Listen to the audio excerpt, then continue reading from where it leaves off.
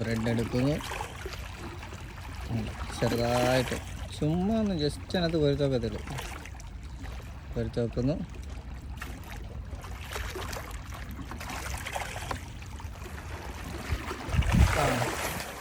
എറിഞ്ഞു, അത് വീണ് മീനെടുത്ത് ഹുക്കപ്പ്.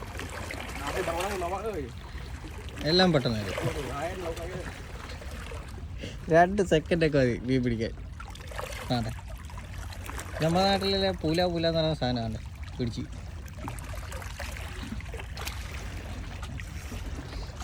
പുള്ളിക്കാരനൊരു 5 മിനിറ്റ് പോലും ആയില്ല, അടിച്ച്.